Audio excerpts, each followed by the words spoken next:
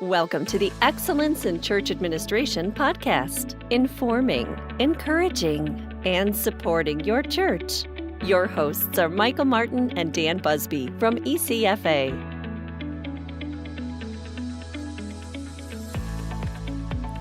Thanks for tuning in to the Excellence in Church Administration podcast by ECFA. This is Michael Martin, back for another conversation with two of my great friends and colleagues here at ECFA, Dan Busby and Vaughn Lau. We appreciate you investing in your church's excellence and integrity by joining us once again. Well, today we're going to zero in on the tough questions surrounding ministers' compensation. As we go to record this podcast, we're right in the middle of fall, and I know that's a time when many churches are beginning to think about the budgeting process for next year, and also beginning to think, or should be, about compensation planning for their ministers in the coming year. But no matter what time of year you're listening in, this topic is always relevant, and I know you'll really appreciate the wisdom from Dan and Vanna as we tackle some of the toughest questions that we hear churches asking about this important topic. So Dan and Vanna, let's start with those who may be brand new to church leadership, either going into a new pastorate, coming on church staff from industry, or maybe it's their first time serving on a church board where they're intersecting with ministers' compensation issues. And maybe they're like many that are saying, I don't know the first thing about ministers' compensation. Where should I start?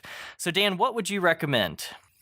Well, first I would say that anyone in that position is not alone. There are a lot of people just like you out there, and so don't feel like you're the only one that has that issue. But I would suggest that you invest your time in understanding the big three issues for ministers, and I think those big three are: number one, Social Security; number two, expense reimbursements; and number three, the housing allowance, the minister's housing allowance.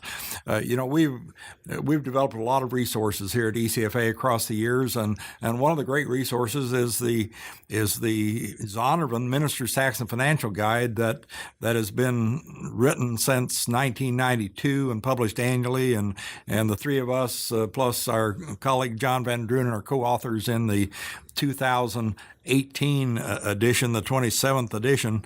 And so if you have a fair amount of background in these key issues, starting with the Zondervan Minister's Tax Financial Guide might be good. But if you're not comfortable at that level, I would suggest starting with three ebooks that we've written on those three topics: Social Security, expense reimbursements, and the housing allowance. They're available at ecfa.church at a modest cost for non-members. They're free to members, but I would start with those three ebooks and kind of graduate up from there. Well, that's a great tip, Dan. I appreciate the mention of the big three and also those three resources that folks can grab a hold of.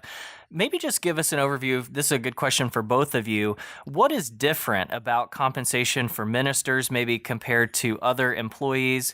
And ideally, what are the key components that should be part of every minister's compensation package?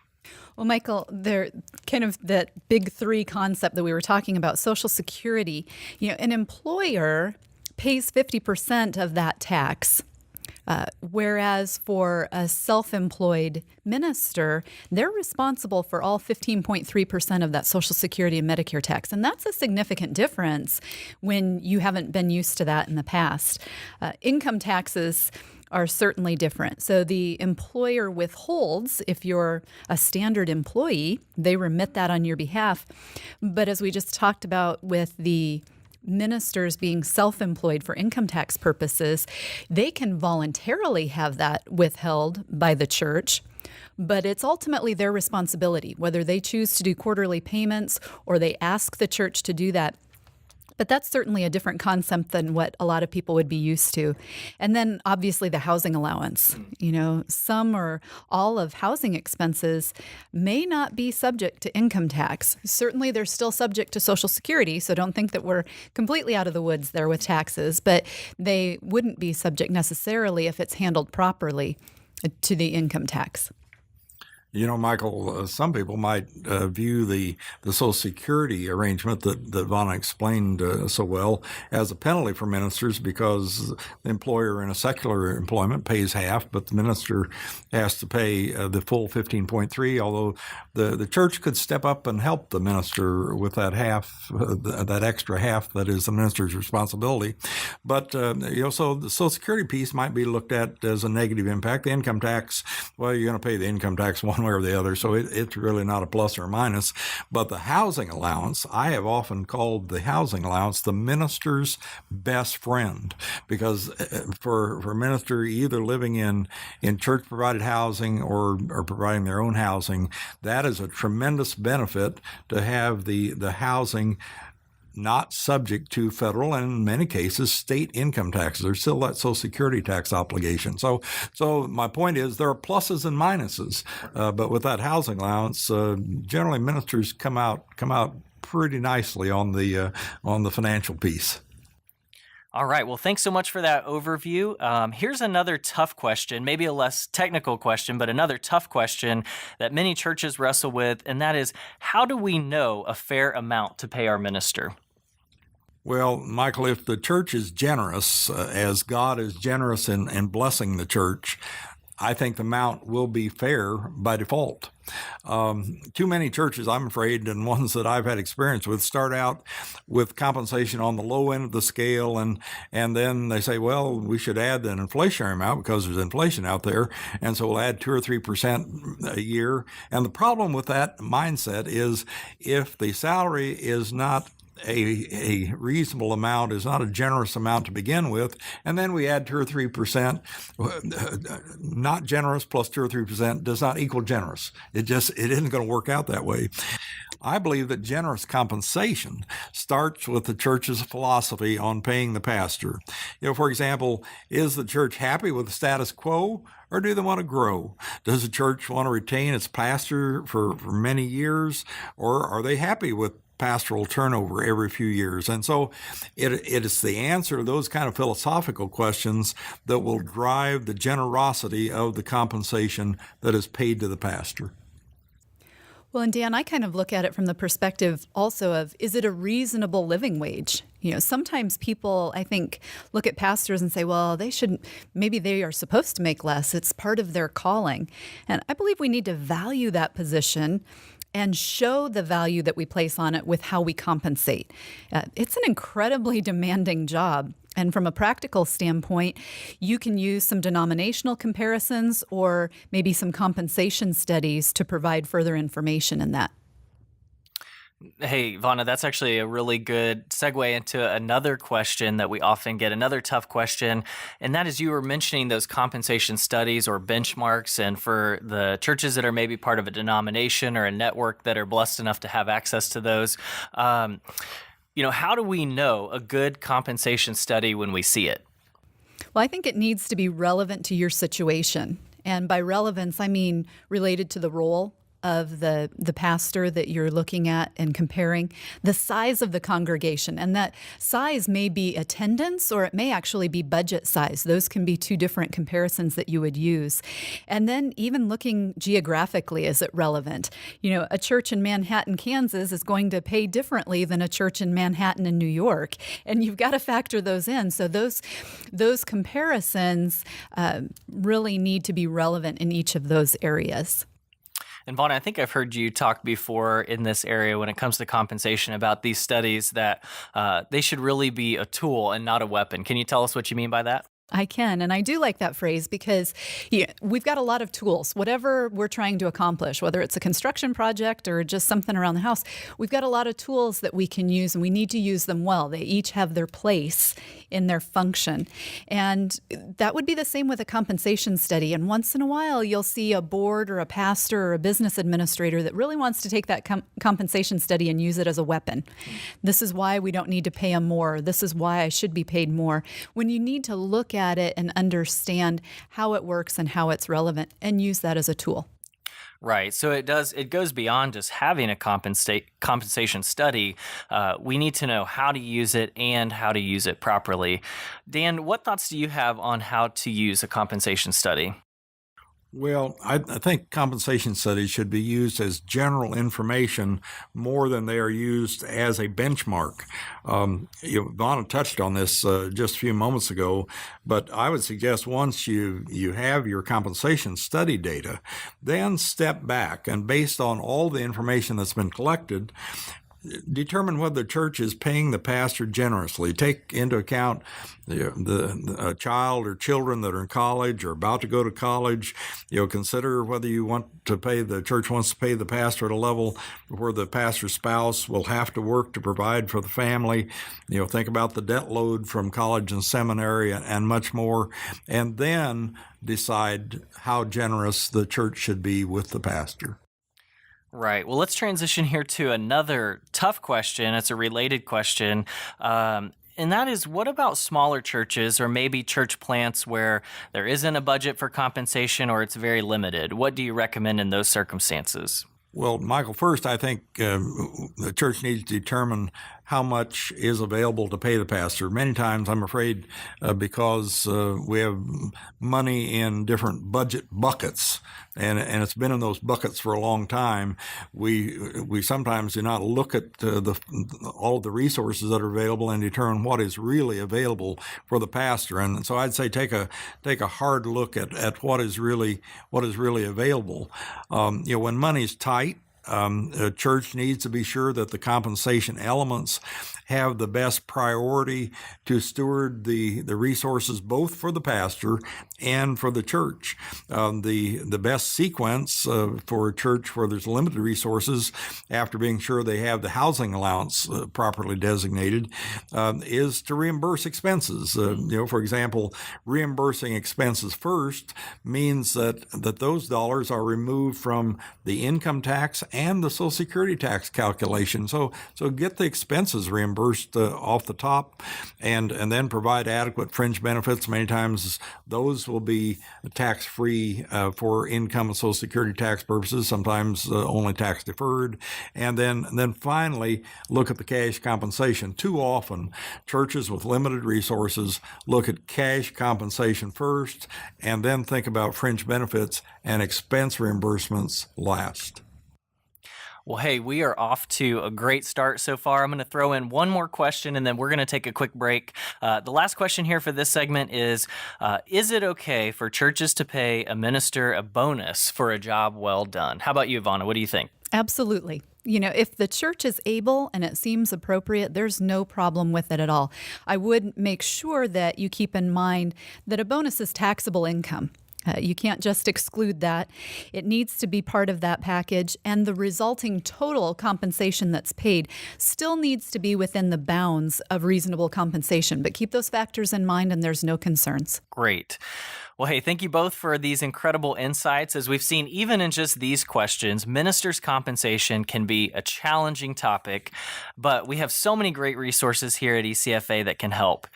Tracy Weber from our church engagement team is going to share about a brand new online course from ECFA on ministers' compensation, and then we're going to jump right back into this discussion with more answers to the tough questions surrounding ministers' compensation. Well, thank you all for this terrific information and the insights that you've been sharing on compensating your minister. If you're looking to take a deeper dive into this area, ECFA has created a brand new online course on ministers' compensation, and it includes videos, activities, quizzes, and more to help your church tackle this incredibly important topic. The entire course is a free ECFA member benefit and is available on the resources page at ecfa.church. Church Excel subscribers can also enjoy the first module of the Minister's Compensation course free from their Church Excel dashboard at churchexcel.org. For questions on the course or how to access it, email podcast@ecfa.org and we'll be happy to help. Or give us a call at 800-323-9473. And as always, if demonstrating integrity by displaying the ECFA seal is on your church's to-do list, we encourage you to visit the Join page on ecfa.church to access our new simplified application for church certification. It's never been easier to demonstrate integrity and enjoy all the benefits of ECFA membership. Michael, it's back to you. Those are some excellent updates. Thank you so much. As Tracy mentioned, there are so many awesome resources available on this topic at ecfa.church, including the new online course. Definitely be sure to check it out. Well, Vonna and Dan, let's get back to answering some of those tough questions surrounding ministers' compensation. The next couple of questions that we have both relate to who when it comes to compensation. So let's start with, who should approve the minister's compensation? Well, the governing board or a personnel committee of the board would typically do this on an annual basis. And I know we've got standards related to that. Dan, maybe you want to expand on that a little further. Oh, that's exactly right, Vonna.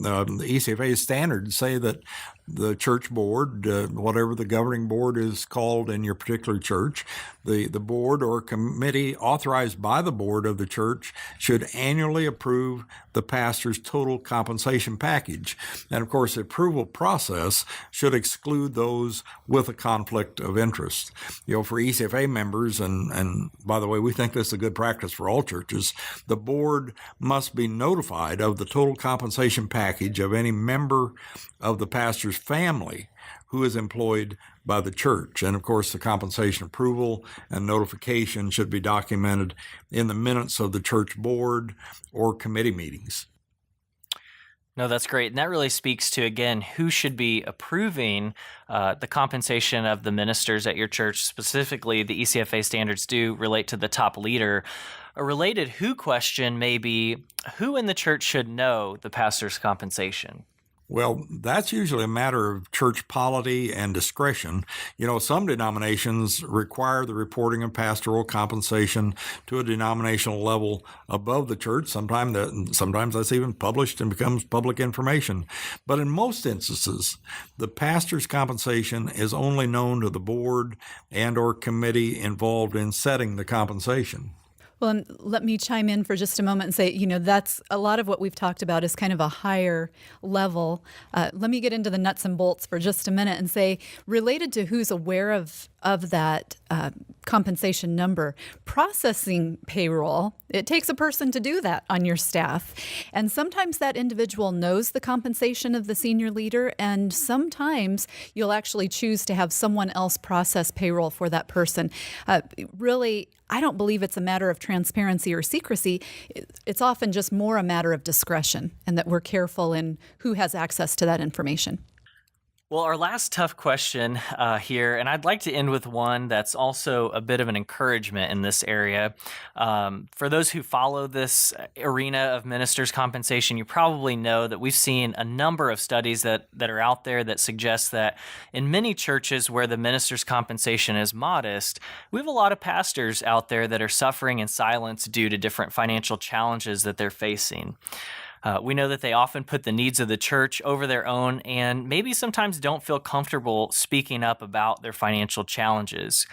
So just to pick up off of what you just said, Dan and Vonna, as we've learned here in the podcast, it's really up to the board or other lay leadership to take responsibility for setting the minister's compensation. But sometimes even these folks find that talking about compensation challenges or bringing up the topic can be sensitive or maybe even a little awkward. So what tips do you both have for starting a healthy conversation surrounding ministers' compensation? Well, one of the tips that I would have is just put all the expectations on the table. This is going to allow everyone to quickly see where there's alignment and to see where there are gaps. It's too easy to have expectations that we haven't verbalized, and we commit ourselves to those, and then we get frustrated when they're not met. So communication to me really is a key in this process. And following on with that, and I agree with what Vonna said, it is often difficult for a pastor to openly discuss his or her financial needs with a church board or a compensation committee, whatever committee is involved. And so I think a pastor needs at least one person to champion his or her compensation package. The pastor should be able to speak openly about compensation with the quote-unquote champion. And then the champion communicates compensation needs to the church board and or the committee. And so I'm all in favor of having a champion to communicate the pastor's compensation needs. Well, thanks so much, Dan. I don't think we could end on a much better note than that. We've definitely seen that champion concept really make a difference in so many churches that we've worked with. I just want to say thanks again to you both for helping answer what are really some tough questions surrounding ministers' compensation. But I hope all those that are listening, I hope these encouragements and these practical insights have been helpful. You know, we always do like to close the podcast with an encouragement. And this time, Dan, I just love it if you wouldn't mind praying for our listeners and the churches they represent, especially as they're seeking to honor God and build cultures of excellence and integrity in this arena of ministers' compensation. We'll be glad to. Father, thank you for this opportunity that we have today to communicate on some of these challenging issues concerning ministers' compensation with those listening in on the podcast today. And I know that you are concerned about pastors being compensated appropriately and so that their families are cared for. And I just pray that you would give the churches that are listening in, those representing those churches today, listening in on this podcast, to give them wise discernment about best practices for their church so that they can not only care for their pastors appropriately, but they can steward the resources that you have given to these churches. Thank you again for this opportunity to share with these church leaders today. In Jesus' name, amen. Amen. And thanks, Dan, again for that prayer. And thank you both for your insights today. It's such a blessing for us to serve so many amazing churches here through the ministry of ECFA. And just a reminder to subscribe to the Excellence in Church Administration podcast on iTunes, send the podcast link to a friend, or even share it on social media. And as we mentioned throughout the podcast, don't forget to check out all of the great resources we have when it comes to ministers' compensation on our website at ecfa.church. We have everything from ebooks to articles to webinars and even the new online ministers' compensation course experience. Well, God bless each of you, and thanks again for joining us. We look forward to being with you next time for another Excellence in Church Administration podcast.